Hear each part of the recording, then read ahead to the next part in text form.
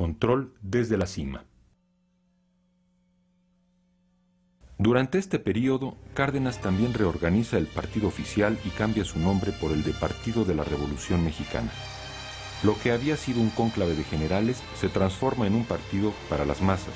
Los trabajadores, campesinos, burócratas y militares están afiliados no de manera individual, sino a través de sus respectivas organizaciones al partido.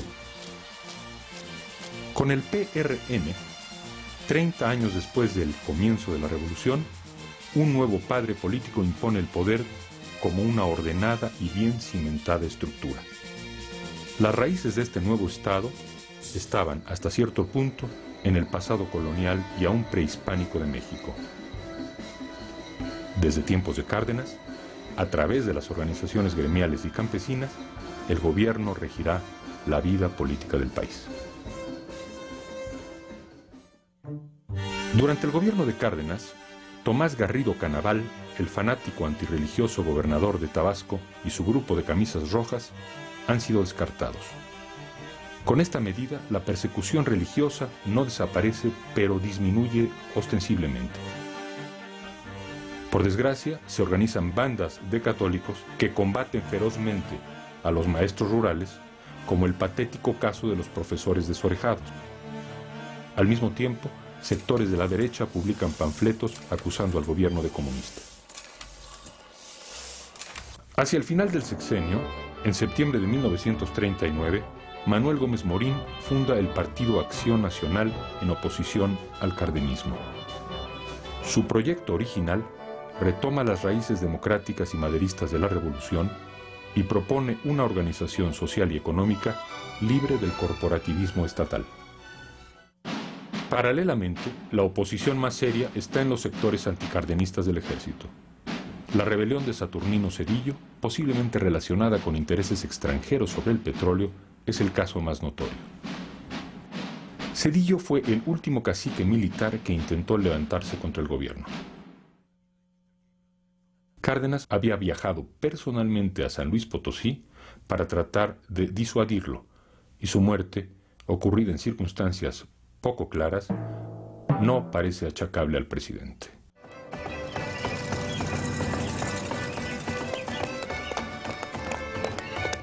Como gobernador en Michoacán, Cárdenas había impulsado decididamente la educación y su principal instrumento fueron los maestros rurales.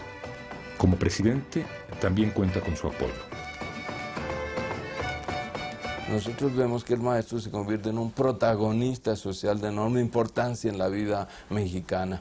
No solamente es el que enseña a leer y escribir, sino que es el que organiza la comunidad, el que encabeza las luchas por la reforma agraria, el que limita la acción del clero, digamos, etcétera, etcétera. Ahora la querella en torno a la educación socialista está a la orden del día y muy ligada a la retórica revolucionaria de la época. Porque la escuela socialista nos enseñó cómo defender nuestros derechos. Las enseñanzas de mis maestros que hacían crítica del sistema, que hablaban de la liberación social de los oprimidos. La cuestión de la educación fue tremendo. Las gentes en general en la República no aceptaban eso. Entonces las escuelas, pues se tenían, dijéramos, hasta hace poco todavía, un cuadro donde estaba Benito Juárez y detrás estaba el Sagrado Corazón. Mientras no había ningún inspector, estaba el Sagrado Corazón presidiendo.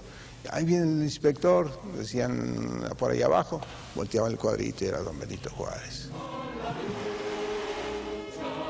Hay confusión entre los maestros, padres de familia y alumnos, sobre todo en lo referente a cuáles serían los contenidos exactos de la educación socialista.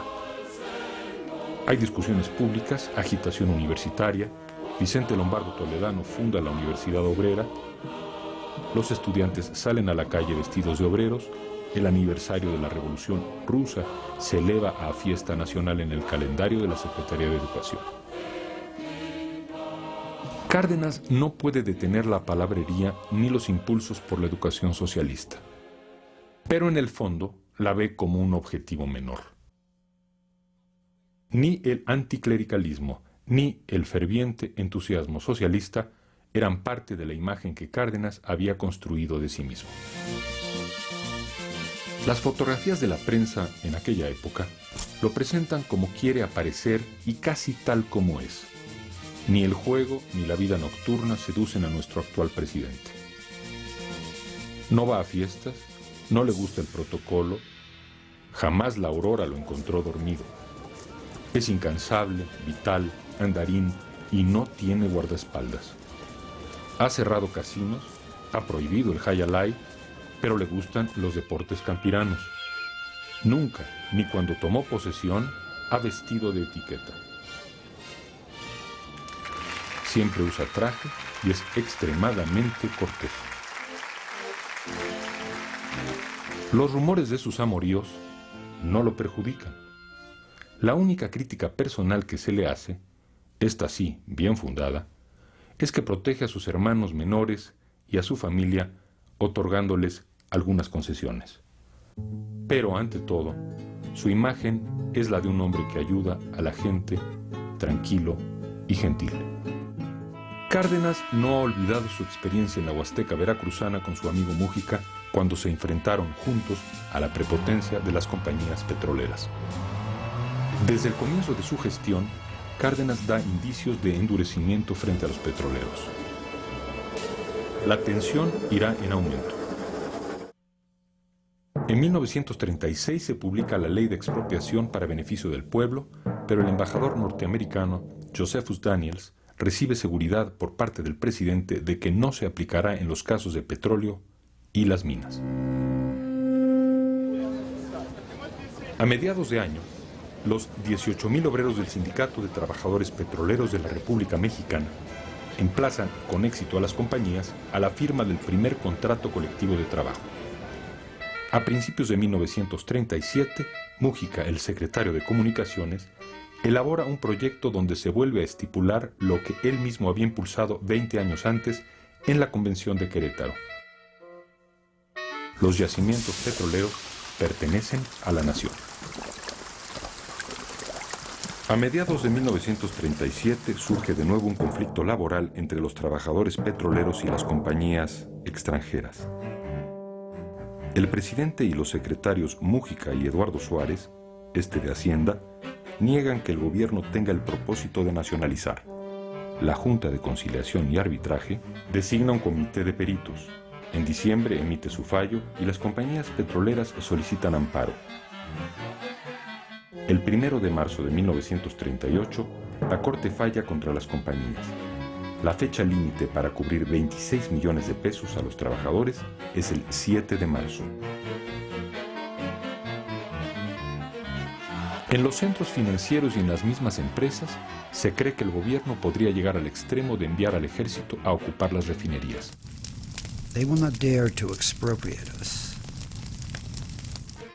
Cárdenas tiene una reunión privada con su viejo amigo Múgica y juntos recuerdan aquellos días en la Huasteca 10 años antes, cuando soñaban con un momento así. El 18 de marzo hay una junta con el presidente en la que las compañías aceptan el pago de 26 millones, pero objetan otras prestaciones. Demasiado tarde.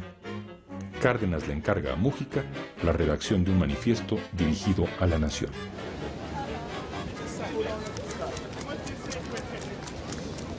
Es el interés público de los mexicanos y aún de los extranjeros que viven en la República y que necesitan de la paz y la dinámica de los combustibles para el trabajo. Es la misma soberanía de la nación que quedaría expuesta a simples maniobras del capital extranjero. Se trata de un caso evidente y claro que obliga al gobierno a aplicar la ley de expropiación en vigor. La decisión tenía hondas raíces en la historia de México, en las aspiraciones de gobernados y gobernantes, en las aspiraciones nacionales, pero para ejecutarla requería